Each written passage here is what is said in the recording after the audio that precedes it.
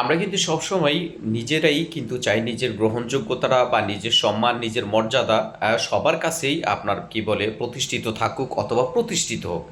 তাহলে আমাদেরকে কি করতে হবে, যে রাসূল করিম সাল্লাল্লাহু আলাইহি ওয়াসাল্লাম বলেছেন যে তোমরা প্রত্যেকটা মানুষকে সবসময় সহযোগিতা করবে, হেল্প করবে, একে অন্যের ভালো কাজের উদ্বুদ্ধ করবে এবং ভালো কাজের জন্য হেল্প করবে। তার যে কোনো বিপদ আপদে তোমরা তার পাশে দাঁড়াবে।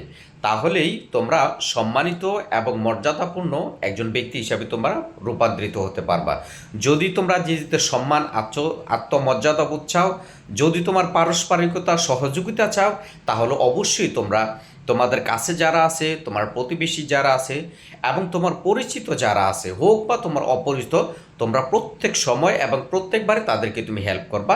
তুমি যেভাবেই পারো, তোমার পক্ষে যেটুক সম্ভব, যে কোনোভাবেই সম্ভব, তোমরা অবশ্যই অন্যকে হেল্প করবা। আর হেল্পফুল কাজের মাধ্যমেই তোমার নিজের প্রায়োরিটি, তোমার যোগ্যতা, তোমার মর্যাদা আল্লাহ পাক এমনি বাড়িয়ে দেবেন।